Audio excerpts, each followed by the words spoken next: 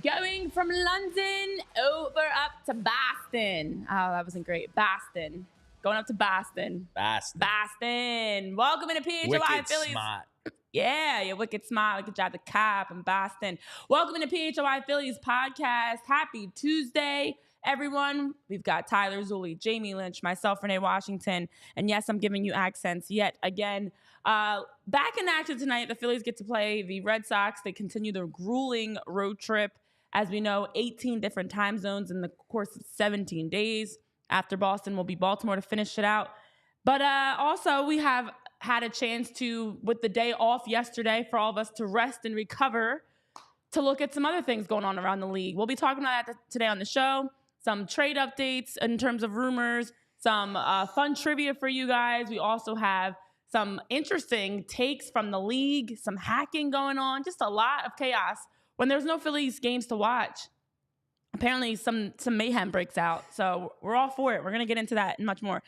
But we've got to also get some updates on numbers. I pulled some numbers for you guys to kick off the show before we get into our wheel and some other things that will hopefully get you really excited. So the Phillies have now played in 22 series. Okay. I actually pulled and only looked at like the Mets series. I looked at as 3 different 2-game series, even though whatever. So just keep that in mind for context. Of those 22 series, the Phillies have only lost 4. And that was the first 2, and then the back-to-back 2 with the Rockies and the, who was that? Giants. And then they have split 6 series. They've won 12 series. 9 of those 12 series were sweeps. Jeez. Yes. How's that for math? 9 of 12.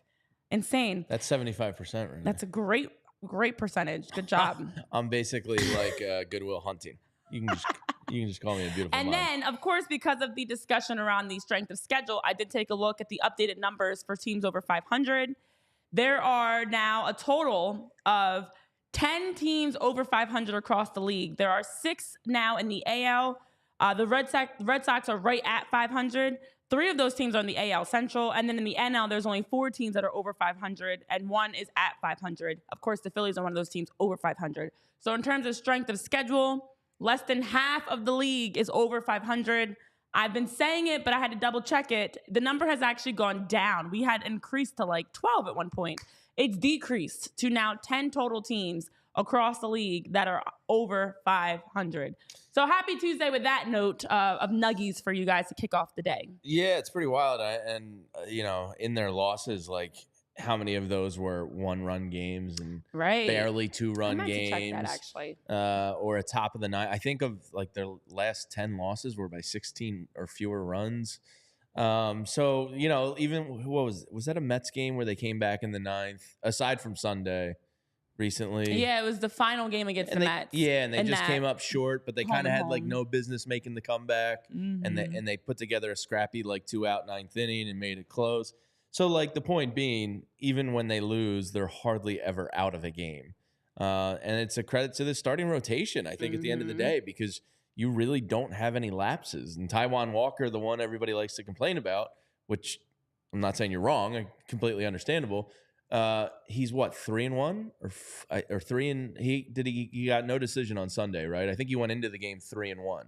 So they're even winning the games. That's the weak spot in the rotation. 3-1, Tyler. Yeah. So like, it's just kind of comical because Zack Wheeler's going to be on the mound tonight.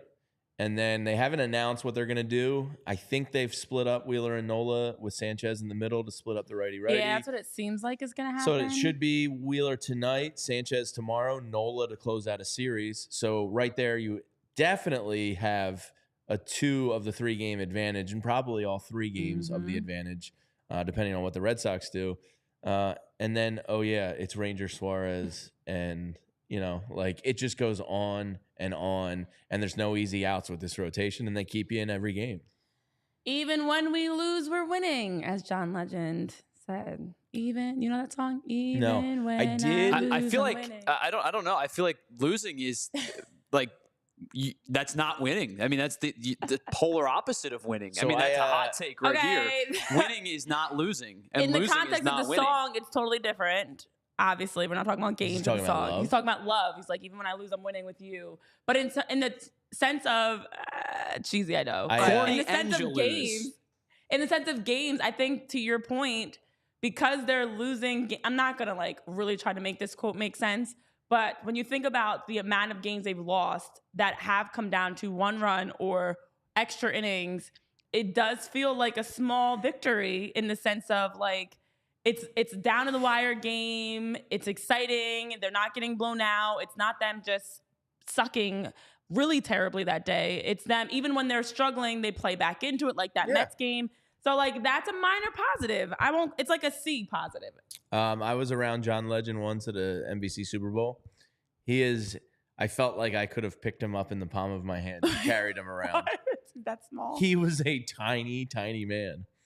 Yeah, just an observation. That's it. I was blown away. Like, is he like petite too? Like and tiny and short. So mind-boggling to me every time. Because I didn't have that perception of him, and then I was standing like over him, and I was like, "Oh my God, John Legend, you're really tiny." And that was my thought process, and then I moved on with my work.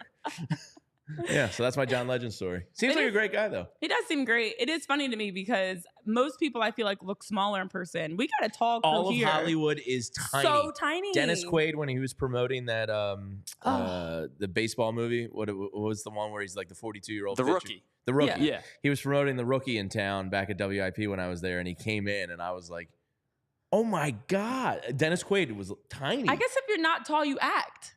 Hollywood is just tiny. It's such a small, right? And so when you see, there's some actors that look huge, but they're really like 5'9". Like they're not all that tall because the majority of Hollywood and celebrities in general are like, a lot of women are like 5 feet, 5'1". A lot of men are like 5'6". That's why they say the camera adds 5 or 10 pounds for normal people. Unless you're a petite little Hollywood elf, then it doesn't add any weight, and these people look K-Red huge. is saying Google says 5'9". No, that's the other thing. On John Legend? I wonder if it's John. No. Well, because we know the internet lies and they add height to people all the time. I'm 6'2". If I'm wearing like, a pair of Jordans, maybe 6'3". Right. And I was like, Tyler, you're right there with me in height. Yeah, like, you're a little bit taller than me. Yeah, you're like, you would have towered over John Legend. 5'9" my ass. Oh my goodness. That's a publicist height right there. That is absolutely a publicist height. He was like 5. Like, I would have been surprised if he was taller than 5'6". But also like a tiny man. This like is also petite, a long time ago. But yeah, just like that tiny. also makes him look like even didn't smaller. take up much like mass. Right, like Kevin Hart's not the only short one out here, guys. There's some other shorties. And honestly, what I've started doing is I pay attention. Like a guy like Kevin Hart, when I see him in a movie or something, I'm looking at everybody else around him is not towering, but they're not towering over him either. Yeah, because of the way they shoot it. Right, but I mean, if you're kind of close in height but to the other Kevin people Hart, are also small. Right, unless they're you're also The Rock. small. Right, like The Rock looks huge next to Kevin Hart. I mean, he's a big, strong man, but he's not. It's just because Kevin Hart's so small. So pay attention to those shorties. Hollywood be tiny. Yeah, and he's saying John Legend's listed as 5'9". All right, well, because today we are going to obviously preview the matchup and everything like that, we have a little bit of a lighter day. Let's wheel it. Wheels up today. Zack Wheeler. So let's wheel it. Wow, that's who we did. Wheels up. See that? Yeah. It's been a little minute since we've done this, guys. Does that mean I get candy? Yep. More drug candy. All right, Tyler, what we got? Oh, there is a Reese's in here. Oh, it's the big cup. Yeah. I gotta refill the candy stock in here. I don't even remember some of our games. It's been a minute. I can't. Is this the challenge? What is the challenge? The challenge is something we have to do on the show. Like last time, remember, is the animal noises. Oh, right. Okay. The caramel big cup. It's like my Big Daddy snack of the night. This is not a good one. I'm moving on. I think they should just all say trivia at this point. Huh? They should just all say trivia at this point because it's the only thing that we succinctly do. No, this one is you can't make any movie references today. Oh, Jamie's screwed. He's already made like 3. Literally done like 3 movie references I think already. you made a Beautiful Mind reference. You did. A Good Will Hunting reference. The Rookie. And the rookie, yeah, you're up to 3 already. We've been on the air for 10 no, minutes I just and named the 24 rookie. seconds. That wasn't a reference. Like, No, that's a movie reference. You literally said Dennis Quaid was in town to promote a movie. yeah, but like, That's a movie reference. Didn't it say you make sure can't we're on the quote a same movie? page. No, you just can't make movie references. So you can't mention a movie. Okay. So All right. that's the rules. If you mention it, you lose. You get a point. All right. Points are bad. And Jamie went oddly silent for the next 45 minutes. He was too stunned to speak. He's got nothing else to say because all he can talk about are movies. Ha ha ha ha ha. All right. That one's You know what's more weird? I for don't you. even watch that many movies anymore. They're all usually movies from my youth. I watch some movies, but I would say on the whole, like 8 to 10 a year. Okay. Maybe. That's interesting. That's really low. We watch a lot of stand-up. That's like really low. You mean like new ones? Well, What's like, like a I'm new not counting movie the you've girls watched like recently? Pixar and Disney Plus watching. Does this count as a movie reference? Am I teeing you up? I feel like this needs to be a point. No, I don't think so. I just don't see a lot of movies anymore. That's all. Just thinking out loud. Okay. Well, this is going to be tough for you because you're not going to be able to talk about your usual suspects. All right. So Was that a movie reference? No. Usual Suspects. What movie is that I'm from? just saying. It's a great movie. The Usual Suspects is a movie. No. See? Renee lost. I win. Kaiser Sose? You got to No, watch. but I mean, I didn't even think about. Okay. So we can't quote anything from a movie. Apparently, you can't even talk about them. I mean, it's no movie. We've references. already both lost. You get a point. You don't lose, and then Yeah. whoever has more points loses. So it's How like about 1-1. that? I win. What a game. That was fun. Thanks for playing. Man, all right, moving along. So the Phillies right now do have a large divisional lead. And if you haven't checked and found out recently how long it's been since they've had this big of a divisional lead, it's been 50 years, almost 50 years. So they are now, they were in 1976. We all remember those days. Yeah. They were 9.5 games ahead of the Pittsburgh Pirates in the old NL East. That was through 65 games into the season. And back then, there were only 24 teams in Major League Baseball. Corey Seidman Matt Gelb had that fun fact. There were only 24 teams in the league at that time. That's how long it's been since the Phillies had this large of a divisional lead as they sit very comfortably ahead of the Braves now. And a lot of little positives when you look at the fact that the Phillies are sitting in a really nice spot coming into today. They have another tough series ahead of them. You are facing a 500 team in the Boston Red Sox. So for all the people out there that want to discredit the Phillies' success, there you go. But that's a nice luxury to have, to be sitting that comfortably ahead of the Braves. I mean, if they keep up the pace they're at, they're on a historic kind of tear here. And as Matt Gelb pointed out in his story, kind of recapping like what a luxury this is, only 11 division titles since 1969. So this is not like water the Phillies are accustomed to being in. And that's why enjoy the hell out of this year, because there's a really good chance they're going to take home the division title for only the 12th time since 1969. So times are good right now. And as Matt points out also in this story, expect some funky lineups, at least in the first 2 games here at Fenway Park, because apparently internally, I guess the sports science division of the Phillies and the strength and conditioning and you know, whatever it may be, they were most concerned about injuries returning back from London, probably because all that travel we've talked about and 18 time zones and flying and yada, yada. So they were concerned most about injuries returning home. So as Matt points out, expect some different lineups these first 2 games. But it's a really good spot to be in. Even if you play 500 ball, I still think they end up with I saw it recently, 94, 95 wins. Exactly. But that's the thing that now keep in mind moving forward, this is the time that Rob Thompson can have a little bit more creativity and versatility in how the lineups are rolling out. It's not in a sense of like getting comfortable with the lead, but you're in the midst of a really grueling road trip. So you need to keep guys healthy.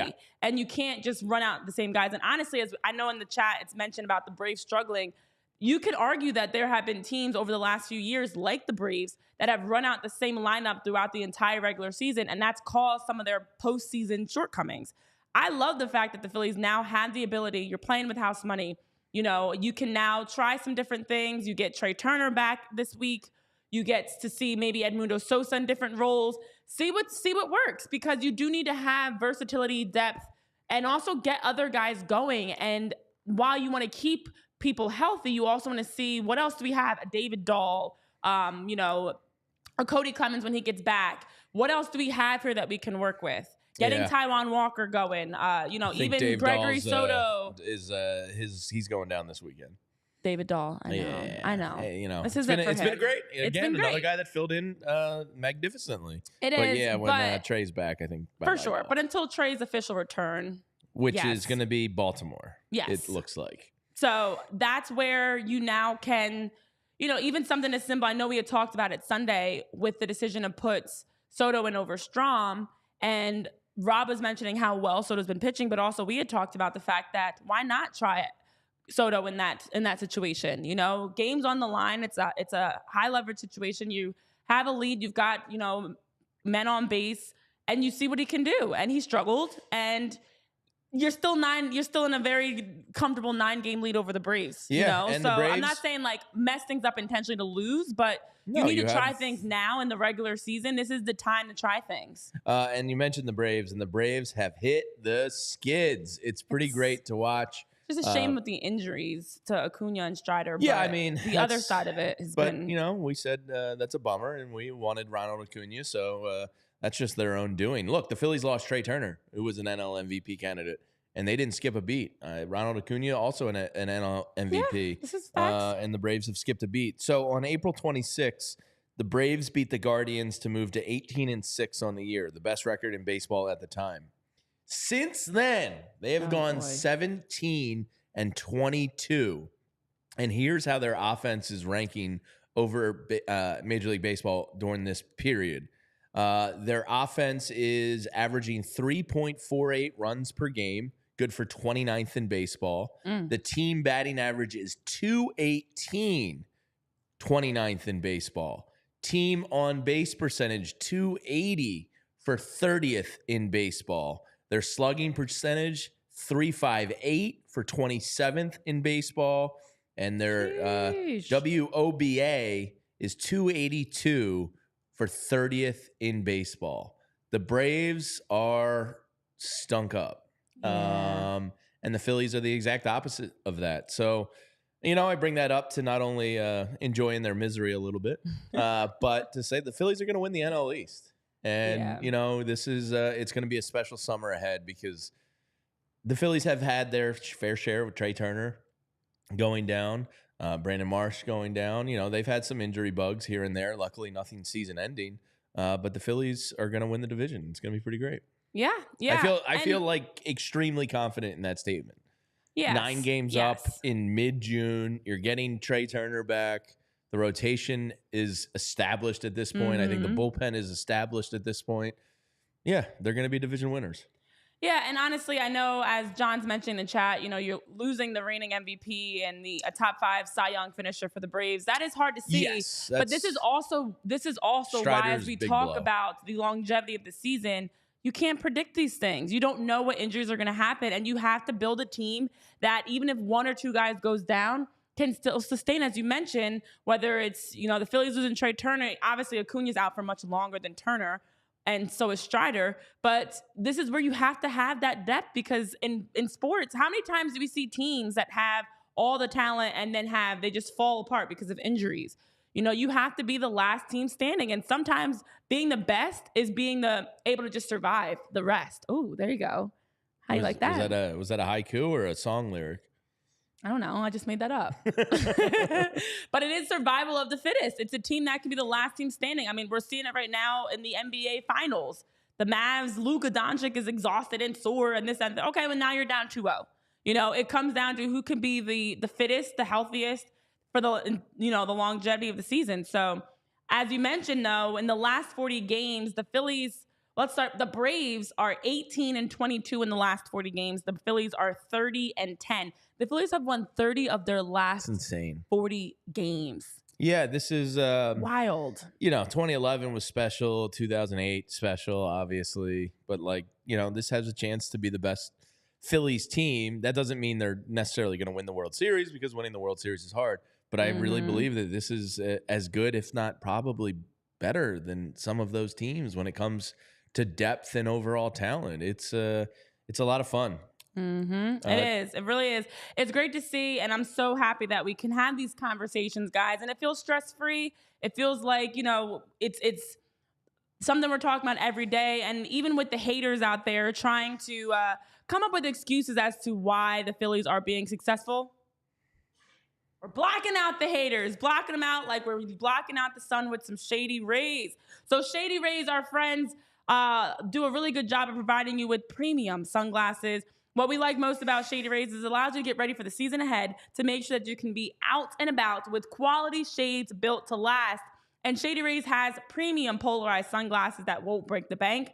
They are also an independent sunglasses company that offers world-class products. They've got 5-star ratings from over 300,000 people. And their shades have durable frames, they have crystal clear optics, and they are the perfect choice for all outdoor activities. I love the way that even like the lights shine off of it. Some sunglasses, I feel like I go blind and can't see as well. I don't know if that's just a me thing with my 20/20 vision, but these sunglasses are really great for you. And they also have a lot of different colors, as we even have here. We've got, this bright orange. We also have, what color is this? Are these just set sunglasses, or did somebody leave them? Because Tyler's got his eye on that pair. You can see the difference in the sunglasses. Look at these colors. I like those lenses a lot. Yeah, look at the way that it reflects off the lights. Oh my gosh, it's beautiful. So you can have these beautiful pairs yourself. I know Tyler's eyeing them. You definitely are ready to get your hands on some Shady Rays, and you guys should be too. Now, exclusively for our listeners, if you take advantage of checking out these deals with Shady Rays, we are giving the best deal of the season. You can head to shadyrays.com. Use code PHLY and get 35% off polarized sunglasses. You can try them for yourself. These are the shades that have the rating of 5 stars by over 300,000 people. And if you don't believe me, trust those 300,000 people. So Shady Rays, use that code PHLY, get 35% off your sunglasses. How's this for some style, Jamie? That looks weird. Yeah, I'll say weird. Let me tell you about our friends over at Rite Aid. Renee herself found herself at the pharmacist the other day asking a question at the Rite Aid, and it used to be my Rite Aid, I think, the same Rite Aid down there, and the pharmacists are great. The My Pharmacy account, if you start one at Rite Aid, you can refill your prescriptions, schedule your vaccines, get personalized care recommendations, sign up for prescription notifications, everything you need to get started at Rite Aid. So go to riteaid.com/mypharmacy. And of course, the pharmacists are always there to answer your questions, whether it's allergy or pain medication. You can always run your questions by the pharmacist on staff. They can help you sync your medication so you can pick up everything in one visit.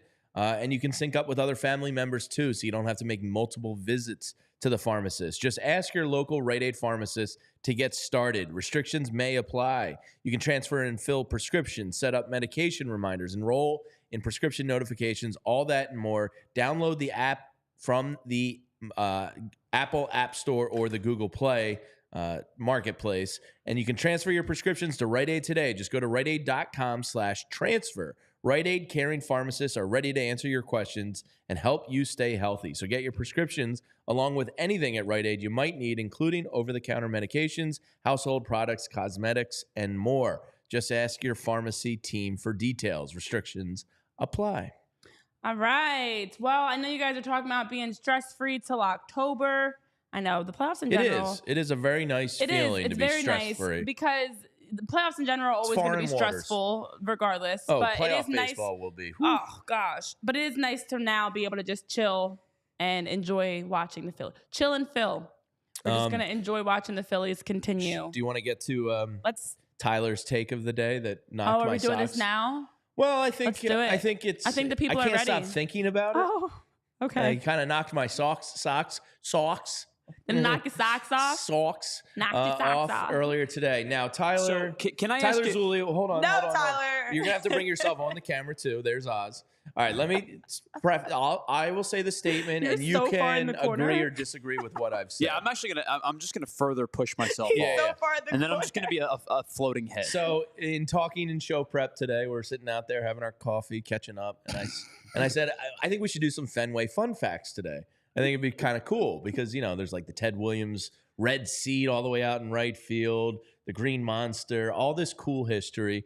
And I was like, man, and we were talking about Yawkey, the old owner, and I was just like, man, seeing a game up there is like truly, it's pretty awesome. And the whole atmosphere around it and the history of it. Yeah. And he kind of went, yeah, doesn't really do much for me. He said, Fenway and Wrigley, I'd prefer to go to a modern stadium. I'd prefer to go to a PNC Park or a Camden Yards or a Citizens Bank Park. And I was like, wait, what? You, the lover of baseball, have no real interest in going? And he kind of said, yeah, it doesn't really do much for me. I would go, but it doesn't really move my needle. Fair? Yeah, I think that's a fair way to put it. So shocks me. Here's my thing. It's extremely shocking. I Tyler. want to go to Fenway and I want to go to Wrigley because I want to be able to say I was there. I want to be able to say I was at a ballpark where Babe Ruth played, where Ted Williams played, Carl Yastrzemski played, where Jim Rice played, Pedro Martinez played. You know what I mean? Like the history Ernie Banks. The history is extensive. And by the way, that's just Boston players. You can name the bazillion visiting players that played there that are historical throughout the course of baseball's history. I recognize the significance of those two stadiums, and I want to go there because of the baseball history. But not really. But to me, if you're saying pick a stadium, right, to go enjoy a game at, I would prefer a more modern, more up-to-date, a more amenity-filled ballpark. And you know me. We just went to a game together. Do we know you? We just went to a game together not that long ago. The three of us were at a game. Did I get up from my seat once? No. Once I was at that ballpark. All right, so I'm going to hand you a airline ticket for free and an entry to any MLB stadium, but you have to get on a plane. No driving stadiums involved.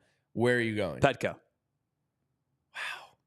Yeah, San Diego's awesome. I'm going to San Diego. I'm going to Petco.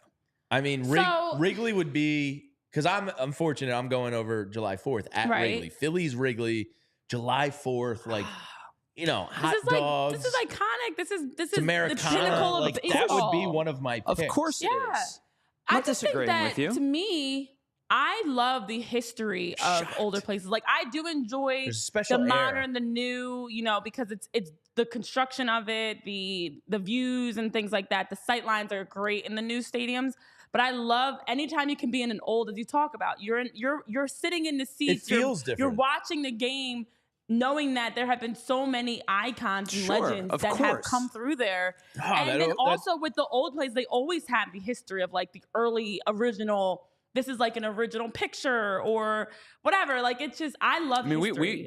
Jamie and I were talking about it today. One of the games we're going to bring up, a team called the New York Highlanders played at Fenway Park. They became the Yankees the following year. Like, you don't get that at new places unless it's like it's a doctored take on history. Sure. But you get the original 100% at a place agree. like Fenway. 100% agree with all of that.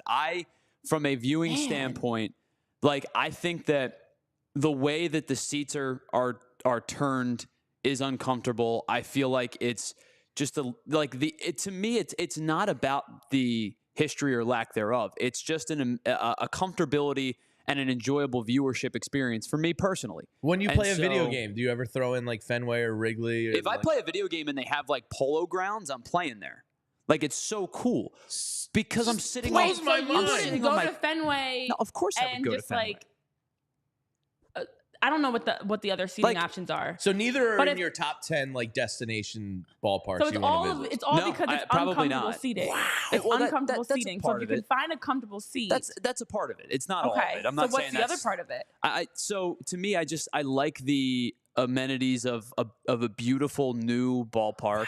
Wow. So to me, like, Petco, I mean, Petco's not really new anymore, but it's still really well upkept. Well, Citizens Bank Park is 20 years old. Citizens Bank Park is still a beautiful stadium, but like, I'm talking about the ones I've never been to. Like, to me, what's it now? It used to be Safeco. I forget what the Giant Stadium is called now. It's T-Mobile? AT&T, no, T-Mobile Seattle, I believe. Seattle's a ballpark I'd like to get to. Lone Depot's Miami. Yeah, T-Mobile Park is Seattle. I feel like we're against that ballpark T-Mobile is a stadium I'd love to get to. I'd love to get to Seattle. I was at the Kingdome before they knocked it down. There's to me, like, and you can say you were there. Yeah. I want to make this very, very clear. I do not have any animosity or ill will or have like a hot take about Wrigley and Fenway and Dodger and Angel Stadium probably, as heard on PHLY Phillies. 4 of some of the Tyler Zulli thinks Fenway Park is a flaming pile of poop. That's not what I'm trying to get at. What I'm trying to say is, for me, I prefer a more modern ballpark. I am just surprised just because of how much you are like a baseball That's junkie. what shocks me about Yeah. I know Bucket Getter 215 is also saying in the chat, to your defense, Bucket Getter's been to Fenway and is saying it's really not that special, to be honest.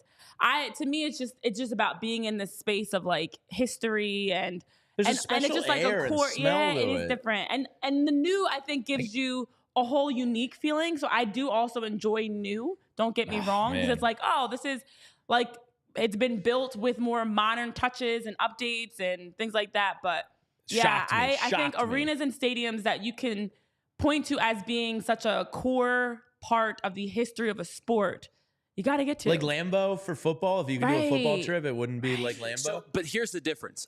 When I go to a football stadium, I don't like baseball. Baseball is a walk around, like not during the game, but like before the game. Baseball's walk around the stadium, take in the sights and the sounds. Football to me is tailgate, walk in, watch a gridiron game, and walk out. So like football stadiums to me don't need. So would Arrowhead and Lambeau be on your top 5 or 6 wish list? To me, football stadiums, I don't really have a football stadium wish list the way I do with baseball stadiums. What? Baseball stadiums, I have like a hierarchy of places I want to go that I've never been. I'm shocked by this. Football stadiums to me is like I am going to watch football. And so it's probably going to be cold, most of the places you go. It's probably like, to me that's so secondary to the game. Whereas with baseball is the ballpark atmosphere and the differences of these ballparks is something to take in before the game starts. I like to go for the different,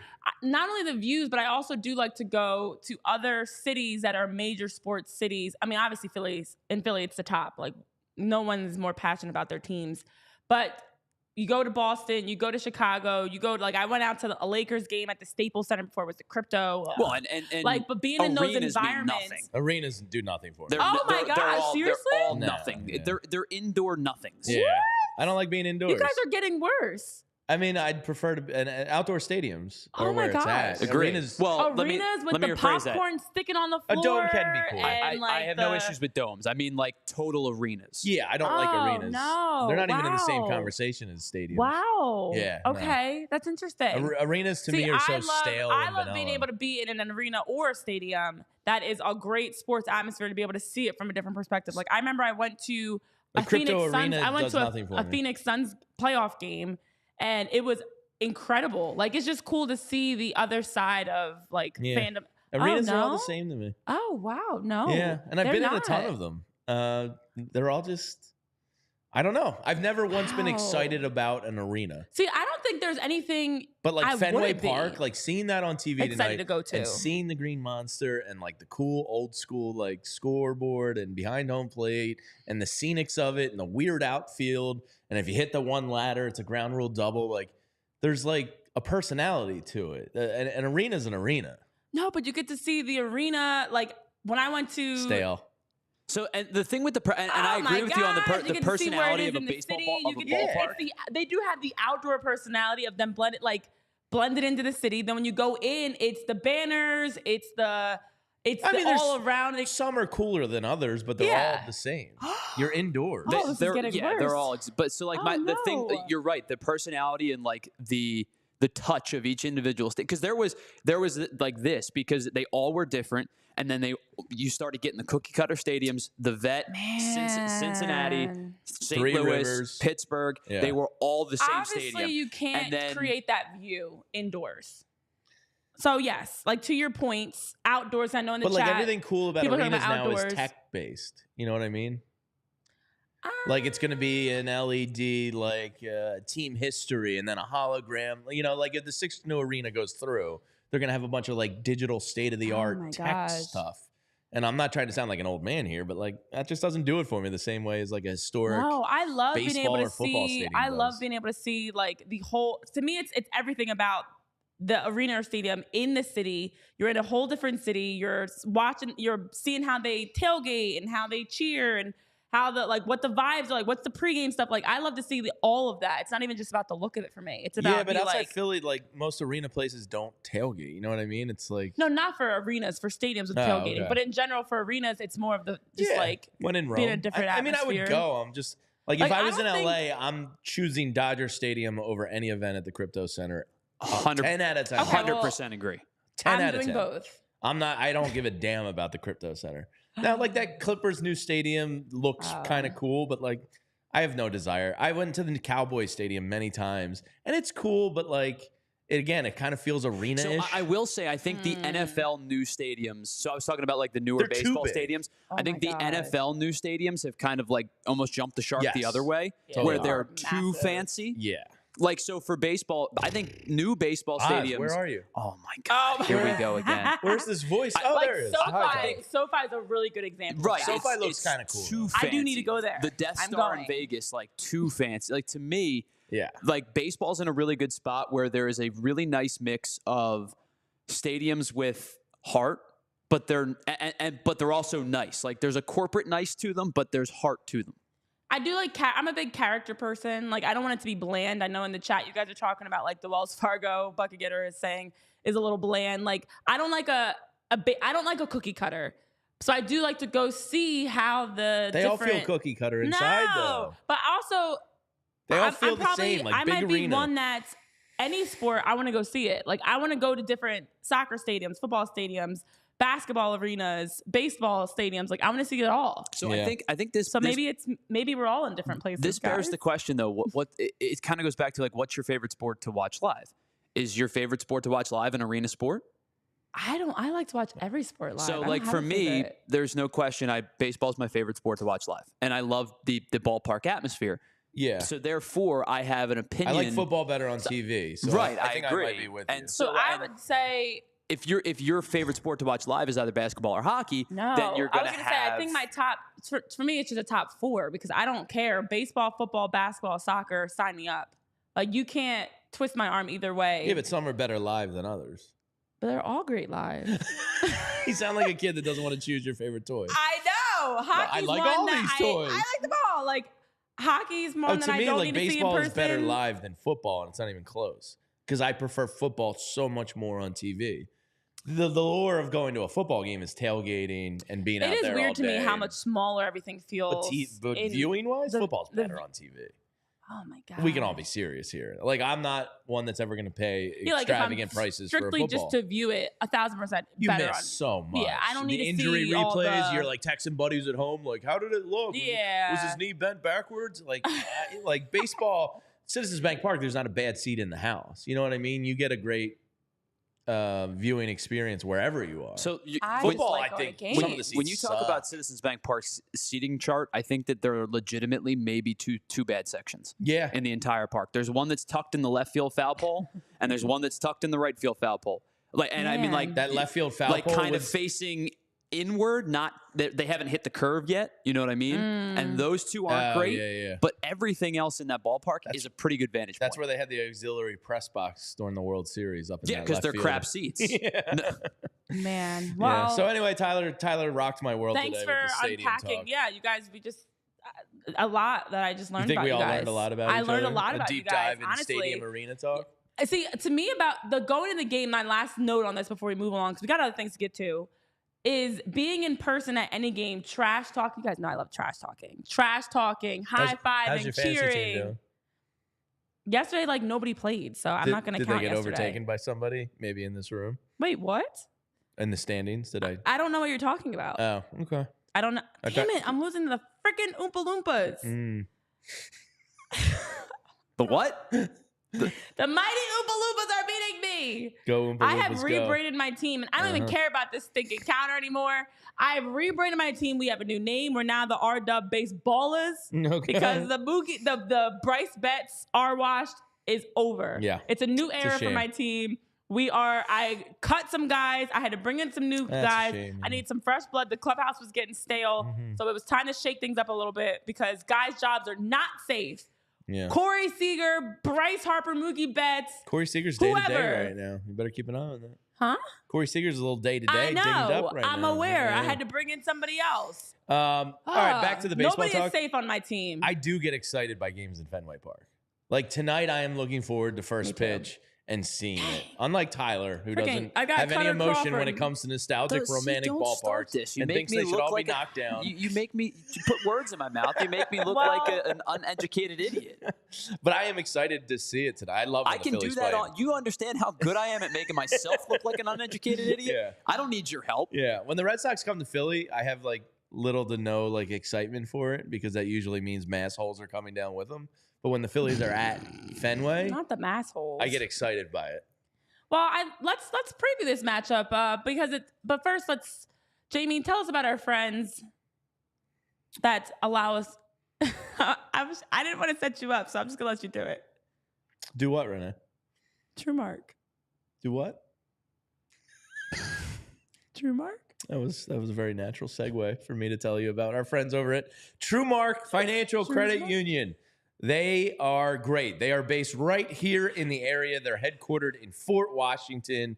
And when you join a credit union like TrueMark Financial, you become a part owner, which means the profits come back to you and don't go out to faceless, nameless shareholders spread out all around the country because TrueMark is invested in this area. They can have better rates, lower fees, and a better return on savings for you. With more flexible options and all the same digital tools and tech you're used to, that make your lives easier. TrueMark is rooted in the area. Their headquarters is 5 minutes down the road from me in Fort Washington, and they have 24 branches all across the Philadelphia area. They serve our community and our people right here at home. And becoming a member of a credit union has so many benefits over being a customer at a bank. It's a total no-brainer. So head over to TrueMark.com/PHLY to learn more or to find a branch near you. That's TrueMark.com/PHLY, federally insured by the NCUA. And while we're at it, let me tell you about our friends over at Olipop, the world's first functional soda with a classic soda taste. I actually was driving through the city this morning and saw a big Olipop truck that was delivering to a local store, dropping off cases of Olipop. They had the refreshing glass of Olipop on the side of the truck, and it made me want to crack open a nice cold, delicious Olipop myself, because with Olipop, you get lots of great flavors. And I know everybody I've introduced it to, they were nervous and they were like, do I have to chug this? Is there an aftertaste? No aftertaste, no catch. It's delicious. Tons of great flavors to choose from. Ginger ale, cream, orange. They've got the classic grape, root beer, Dr. Goodwin, tropical punch, lemon lime, cherry cola. Lots of great flavors for you that work well by themselves, as a mixer, with some ice cream for a root beer float.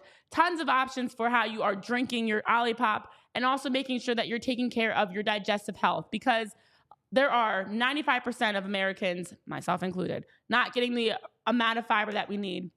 2 out of 3 Americans are dealing with digestive health issues. And with Olipop, you're going to get 2 to 5 grams of sugar per can, 9 grams of fiber per can, prebiotics, botanical ingredients that support your gut health, and all the plant-based fiber that you need. So today you can take advantage of an opportunity to go try out some Olipop yourself. You can use the code PHLY20, get yourself 20% off your first or your next Olipop order, I should say. That discount does only apply to those one-time orders, not to subscription orders. And Olipop is available in a number of different spots. Online on Amazon, on drinkolipop.com, or across the country in 30,000 different stores nationwide. You can find Olipop in the shelves of Wawa, Target, Wegmans, ShopRite, Sprouts, GoPuff. Plenty of places to try and get your Olipop and make sure that you're drinking some refreshing soda, but also taking care of your gut health, guys. Use that code again, PHLY20, get you 20% off your next order. Oh, wow. Shady Rays is so durable. I accidentally just stomped on it and it didn't even break. Shady Rays. All right. So with that, the Phillies are back from London and heading up to Boston. If you're maybe heading up there yourselves in the car, on the train, going up to the town to watch the Phillies take on the Red Sox. I know in the chat, John Lemmerman's predicting or was it John Lemmerman? You guys are predicting your expectations. Yes, it was John Lemmerman. Expectations for the road trip, because the Phillies face the Red Sox and then go down and face the Orioles. 2 great back-to-back series for them. Really going to get tested, and a really great chance to once again show that the Phillies are the real deal. So today we get to start, it's Zack Wheeler going up against my fantasy team pitcher, Cutter Crawford. I'm nervous. Oh, that's very good. You got nervous. in that he's on your fantasy team. I'm sure everybody was on just in pins case and you're needles wondering because about Cutter Crawford's I'm torn. I need Cutter to do Nope, Renee, nope. but I need him to do well enough for my team. Nope, your fantasy team is irrelevant in this conversation. I hope Cutter Crawford gets absolutely hammered tonight. I hope the Phillies put up 24 runs. I think the Phillies can still beat up on the Red Sox without beating up on Cutter Crawford. Nope, that's not the way you should view this at all. 14-0. Yep. Okay, so Let's go. here's some of the numbers for you. I think it was this date in 1989 that Von Hayes hit the 2 home runs and the Phillies beat the Mets 26-7 or something like that. I hope that it's a similar score tonight. And I hope Cutter Crawford's ERA and WHIP inflate and he gets 0 strikeouts and all the earned runs. Okay. Well, that's what I hope. So Cutter Crawford's had a good start to the season. He was a big reason why my team was doing well until he had a little knock. So Alex Cora did give Crawford an extra day of rest. Sunday, they had a bullpen game, and it did allow Crawford to reset to get this start against the Phillies today. He is 2-5 on the season with 13 starts. He's got 5 quality starts. He's allowed 64 hits in 74 1/3 innings. His ERA is a 3.51 with a WHIP of a 1.18, and he's allowed 6 homers. He has struck out 71 and walked 24 this season. And in his last start, Crawford had 4 earned runs on 5 hits in 6 innings, 4.56, as the Braves in a loss to defeat the Braves. Wait, a loss? A loss Words against can be tricky. Words can be tricky. And now they go up against the Zack Wheeler and the Phillies. So I'm selfishly hoping, again, Cutter Crawford, maybe they yank him after like 5 because he's got a high pitch count and he's not doing too bad. But bad enough for the Phillies to still win. Nothing about his performance. I think we could all win here. I think we can all win here. If you're so concerned about it, you should bench him tonight then. No, because I need points. Well, Zack Wheeler, he only gets 1 start a week. Zack Wheeler is depends on the week. 7-3 on the season with 13 games under his belt, 10 quality starts, a 2.23 ERA, a WHIP of a .95. He's allowed 6 homers this season and given up 51 hits in 80 and 2/3 innings, struck out 91, walked 26, and in his last start, as we know, against the Brewers, picked up another win. He did allow 5 hits in 7 innings of work, and just 1 run while striking out 6. Zack Wheeler today, great chance to reset back in the States, going up against the Red Sox after a tough road trip. He does get an extra day of rest and extra days of rest. The concern with Zack is he's not great with extra rest. His ERA nearly doubles in games coming after extra rest, but hopefully they were able to, knowing in advance that this was coming up, knowing in advance and allowing him to go deeper in his last start, they were able to do enough to mitigate that today. Yeah, before he left, he said he might throw 2 bullpen sessions between all the off days in London and all that. Brad Feinberg on Anthony's show this morning, who's been on a heater lately, giving out bets, said he really likes Zack Wheeler over 6.5 Ks tonight in Boston. I think that's -165 on Bet Parks. Ooh. You have to lay a little bit of juice to get that, but as Tyler and I were talking before the show, it almost feels like Zack Wheeler getting 7 or 8 Ks is kind of just like expected at this point.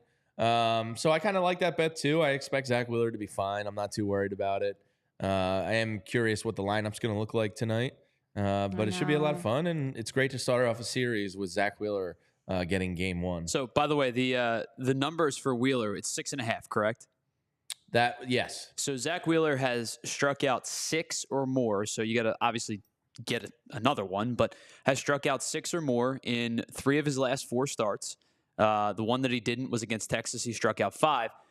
This year so far, he's had 3 double-digit strikeout games, 2 10s in in May, and 111 in May and 2 in 10s in April. He's also struck out 8 twice, and he struck out 9 against San Francisco in 6 innings. So the number is 91 for the season. He has 91 strikeouts on the season. You're looking at he's now made, 10 starts, I believe, 12 starts. 6.5 feels right on the line. We're kind of right about where it averages out. But he also had, 1 start of 2 was the bad start against the Marlins, a couple starts of 5, but for the most part, he's been right about in that 6-ish range per start. All right. Well, that's interesting numbers to know in case any of you guys are looking to put in some bets for today. What do you guys predict? I know in the chat they're sharing their thoughts, and if you guys haven't already on YouTube and Twitter, I'm curious because John Lerman did ask a really good question as we kick off the 2 back-to-back road trips, 2 tough back-to-back by the road way, trips. kind of bullshit by Major League Baseball to schedule rude. 2 road trips after coming back from London. So rude. It's a little ridiculous. I mean, they already had to be on the road before going to London, and they come back and they're on the road again. You couldn't have a better schedule. And I don't even mind them playing the Red Sox or the Orioles, but can they be home? It shouldn't be back-to-back road trips after going to London. And not the Mets getting 6 straight home games after London. Right. Yeah. Right. So I do feel like whatever. I mean, it's nonsense. A minor gripe. Phillies will be fine, but it's just kind of lame. For my prediction, I think they're going. I don't want to say. I think they're going to go 3-3. Don't beat yourself up about it. It means nothing. Go ahead. I think they're going to go 3-3. I think they're going to 3-3 over the road trip. Okay. Yeah. Yeah. I'll go 4-2 because that's what this team does. Yeah, I feel good about that. Tyler, you got a road trip prediction? I think 3-3 feels about right. I think that there might be like a weird London layover a little bit. Yeah. I think they take 2 or 3 from Boston. Yeah, I mean, so this is going to be redundant unless they sweep and then get swept. But I think 4-2 is gonna be tough. I think you're gonna get a series of 2-1, 1-2. I don't know which one is which. Probably. I feel like the Baltimore series could be where it catches up to them. Your mashing. Sure. Yeah, like you're playing the Orioles at the end of all of this travel, at the end of all of this. So just somebody asked the other day, what would you like for the Phillies over? I think it was a 14-game stretch or something along those lines, and it started with the Brewers, and it ended with the Padres. So it was the 3 against the Brewers, the 3 against Boston, Baltimore, and San Diego. That's 12. So it was a 14-game stretch. What would you like over the 14-game stretch? My goal was 8-6 because ¿Dónde estás? No, we're doing this again. I'm helping Jamie out because he was not paying attention. We're doing this Well, again. I already called him on it once. I didn't want to call him on it. My goal was 8-6 because London's was a toss-up to me. You travel across the Atlantic Ocean to go play baseball with all the pomp and circumstance. They split kind of what I expected. So it was really about what would you go over a 12-game sample size. So 7-5 to me was a good number. So far, over the first 5 games of this 14 stretch, they're 4-1. So in that regard, I asked for 8-6, and they're 4-1. So if they play 4-5 over these next 3 series, I'm not going to be horribly disappointed because it gets you to the end result that you wanted. Now I would love to see a 5-4 where you can jump that to a 9-5 instead of an 8-6, and you even gain some more traction considering the Braves struggled against Washington this past weekend. But if you can get to 9-5 over a 14-game stretch, I think that's a good place to be.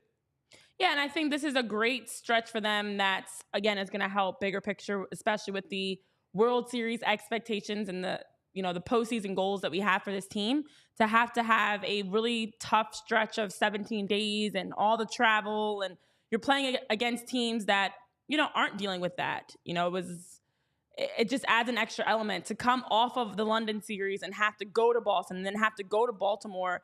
Really is going to test and challenge the team. Fortunately, I do get Trey Turner back this week. As we know, we've been following the updates. He is right on schedule because that mid-June timeline is what we had heard from the beginning. And Trey Turner has been continuing to increase, his workload in terms of his sprinting, his ground balls, his hitting, and everything to get him back back in time, I should say, mid-June. So I do feel like if 4-2 were to happen, I think a big part of that could be the return of Trey Turner, Jamie, that helps put the Phillies back, give them some extra life, an extra boost. They might take a step back at first. Trey might not be himself. Or the opposite. That's true. Matt Gelb put this in his story today, talking about it. During Trey Turner's absence, Phillies shortstops have hit 287, 368, 500 in the 32 games Turner has missed. That 868 OPS ranked 5th among all teams during that span. Edmundo Sosa and Bryson Stott did a remarkable job. 5th in all of baseball for shortstops in the absence of one of the game's better players. And how many errors did we see? Like, that's just remarkable. So, yeah, like, you assume Turner coming back is going to be a boost of adrenaline to that clubhouse and locker room. But, like, Edmundo Sosa and Bryson Stott were spectacular. So there might actually be a little bit of a regression in the first couple games. Yeah, and it's not a knock on Trey. It's the fact that he's been out for 6 weeks and their they've been playing defense is both so better. well. That's what I said. We haven't seen the any elephant errors in the room is Sosa and Stott. Stott might not be. He's probably better at short than Turner is, but he's a better second baseman than shortstop. Either way, Sosa and Stott defensively were better than Turner. They were. So it is a good point that there might be a small step back with Trey Turner's return. He'll get back into form, of but course. It takes time. You've been out for 6 weeks. You haven't seen live pitching that much. And also, he hasn't been with the team. I know that's something that's always talked about with guys recovering from injury. You're not with the team. Obviously, Brandon Marsh is a good example this past weekend. You're not in London with the guys. You're on rehab assignment. You're working back. So even just getting reacclimated to being in the groove and the routine of the schedule should be interesting. So some final things as we are wrapping up here, though, looking ahead. We do know, again, it's Zack Wheeler tonight. We are expecting Christopher Sanchez tomorrow. Then Nola will get to start Thursday. And then, we continue our from sweet boy there. Ranger Friday night in Camden Yards. That's going to be fun. That's beautiful. And we looked at the Orioles, Tyler, right? And they didn't have the probable pitchers out, but we think Saturday. I think so. Friday is going to be Burns and Sunday Bradish. Friday, Saturday. Is it Friday, Saturday, or Saturday, Sunday? I think you're getting both of them at some point. Yeah, you're going to get Burns and You're Bradish. getting a really competitive. And now Bradish is starting to, he was hurt to start the year. He's starting to kind of round back like into form. 2 weeks now. He's pitched well for the most part. Burns has been freaking incredible over the course of this season. So yeah, I mean, you're probably gonna get the Orioles' best for a bulk of that series. So we'll see. It'll be a tough stretch. 3 for and the 3 Phillies. is definitely a win. 3 and 3 is you'll take 3 and 3 as long as they're at least at 500 on the. If they go 4 and 2. Oh, I'm getting real irrational after that. Yeah, 4 and 2 would be fantastic, but 3 and 3 at the very least to go 500 in this stretch would be great, especially given the context of everything else. So the other part of what we've been following is we continue to keep an eye on all the updates on the trade market. There was the trade information that was broken last night by the one and only Buster Only. Oh wait, it wasn't Buster, it was a hacker. Had a lot of people excited. It was like wild to see the way that the Buster Only hacker went from like, who is this Buster guy, to then like breaking trades. And the trade that he broke as a fake trade was Luis Robert going to the Phillies. And a lot of people didn't realize it was a hacker. They thought it was the real Buster. And so they were super excited or super disappointed, depending on what side of fandom they are on. The hacker went too far. But if they just had maybe 1 or 2, you could have gotten a fake tweet out there that would have spread viral and people would have believed it. Because at first you could have put one joke out. The Luis Robert one was legitimate. It looked real. The Mets one for Lindor, and then he was started talking about Buster currency, like crypto. And it was like, all right, now it's clearly fake. You've ruined the fun. You could have just left it at that. Yeah, sometimes when somebody gets less is more. Because even the "I hate the Mets" tweet was somebody that's clearly not you. Somebody had asked him to put that tweet out, and that was even like, all right, like Buster wouldn't be tweeting that. No, of course not. That's where the hacker went too far. Yeah, like who is this Buster guy? Yeah, and I hate the Mets. Like, be a little more discreet. But it was interesting to see how that went. Yeah, that's Philly 007's like, how did an MLB reporter get hacked? Listen, hackers out here be hacking. Derek Bodner put a tweet out, and he's so right. Please use two-factor authentication if you have the option. Please. At least to get the notifications that somebody's logged in and things like that. Like, make sure you're all taking care of your Twitter. But either way, regardless, although that tweet was not real, the interest apparently is very real for the Phillies and Robert. Now, according to Bob Nightingale, he said in USA Today, the White Sox would command a package greater than what the Padres gave up for Juan Soto at the 2022 deadline. Which wasn't that great. I don't remember. So back in 2022, the Padres traded 6 players. I remember when that story broke. Luke Voigt, C.J. Abrams, Mackenzie Gore, Robert Hassel III, James Wood, and Jarlin Susanna to the Nationals for Soto and Josh Bell. And Wood was their number 1 prospect. Hassel and Susanna were both top 10. I think it was maybe more in terms of the number of people that would be included in the trade. Probably. And, because I do feel like the White Sox would want 4 or 5 guys. But, hey, who knows? Depending on how high they're looking, the Phillies might be out and might instead go with somebody that's a little more, a little cheaper in that sense. But I like the fact that we're continuing to hear this as a rumor. Yeah, it is enticing, especially because of the club control aspect. Not a lot of money. You're betting against injury, which is a risky game. But I think, when you're a young 25-year-old that hits 38 home runs in Major League Baseball, plays good enough defense, and has a cannon of an arm, like there's reason to be intrigued by that, to add a young, lockdown center fielder to this core for the next. Because the reality is, obviously, they're World Series contenders this year. They're going to be World Series contenders most likely for the next 2 to 3 seasons while this core's together. So the idea of adding Robert to that, and, Johan Rojas is fine, but he's not, his job can be stolen. And if you have a chance to do that, it's really damn exciting. So to see his name keep coming up, I'm one that I would bet against the injury thing. Yeah. For better or for worse. Like I fully know that it could all go up in flames. But I think the talent is worth the risk. So I'm all in. If they do it, I'd love it. Luis is under contract through 2027. And of course his numbers are remarkable as a great power hitter. 188, 220, 479, a defensive B WAR of -0.2 through 12 games. He has dealt with injuries. I do also believe, to be honest, that sometimes your injuries plagued career can be changed with the right environment, the right coaching, the right team. And I feel like if you come into a team like the Phillies, which is a great clubhouse, a great, the staff does a good job of managing guys, keeping them healthy. You don't have to play every day. You can get a day off here and there, unless you're Nick Castellanos, apparently. And you can have the opportunity to be a part of a team where maybe even mentally you're just happier. Like those things go a long way for your overall physical health as well.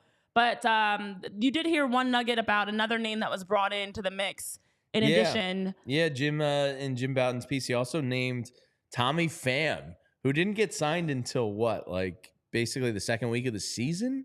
Tommy throws some. He was a very late signing, meaning every single team could have had him for nothing but cash. Doesn't seem like an obvious fit with this locker room. This locker room, on the inverse of that, is probably strong enough to absorb a Tommy Pham type.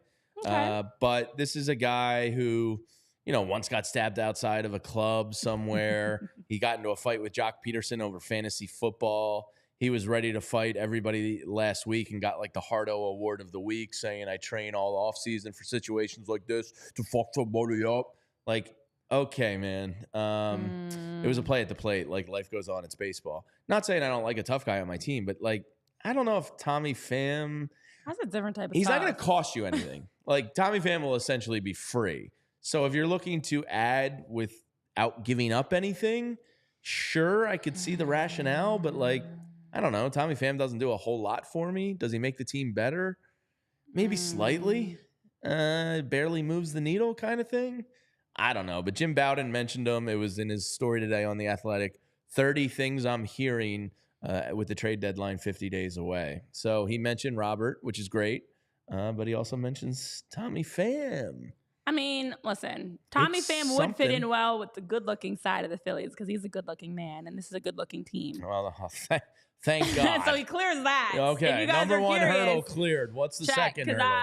I mean, some of his crazy takes away from that. Don't get me wrong, but some people like a little crazy. But Tommy Pham, I think, just looking at his numbers on the season, he's got so far 12 RBIs, 3 home runs.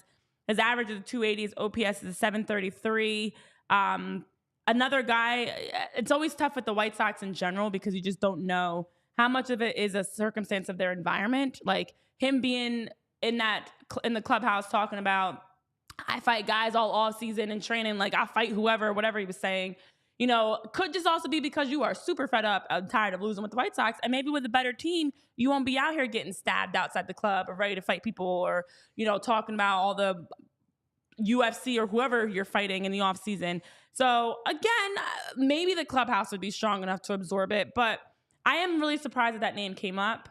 But if you can get him for cheap, like I could see the Phillies. He's not going to cost you anything. The only thing that might increases value for the White Sox some is that he's so cheap, maybe a couple teams are calling about him. He's another 36-year-old, so you get another aging player as well. That's another factor. He is on the 10-day IL as of now.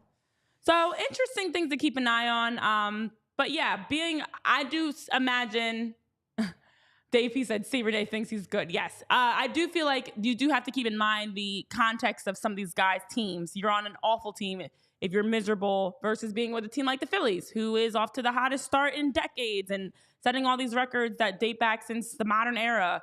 That could change things drastically for a Tommy fan. I don't know. But I do feel like the good thing is the Phillies are shopping outfielders, bullpen arms as possibly at play as well. So there's some positives to come from all of that. Yeah, they're adding. I mean, they're definitely adding. Dombrowski's going to go all in. I fully expect that. And, maybe it's probably looking too much into it, but maybe moving guys up to the Jersey Shore level. Maybe they're going to move Crawford up maybe to showcase some more at the go from high A to double A in the next 50 days. They might be internally – because I think Justin Crawford, if you're going to go all in, is probably the top guy that's going to be dealt because he's been playing really well this year. It's a credit to the farm system. But, maybe some of those internal minor league system moves are with trades in mind. The Phillies are definitely going for it. I don't think there's any doubt about that. Yeah, they're definitely going for it. And it's a shame because we're starting to get connected to some of these prospects. And unfortunately, we know the reality that some of them might be moved. So with that being said, tonight's game does get started. We've got a nice Tuesday night game, 7:10 start. We will be back live tomorrow for our watch along. So we'll have a pregame show for you, a watch along with you. We're also going to have some great fun facts for you, some Fenway fun facts, Tyler, just for you. Also some other trivia for you that we'll be chatting through during our watch along and our post-game show.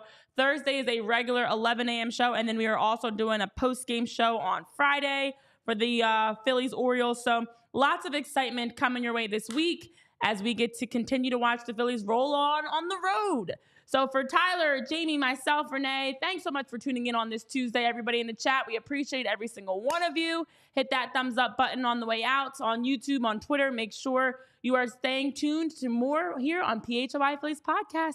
See you tomorrow. We all silly like the mayor.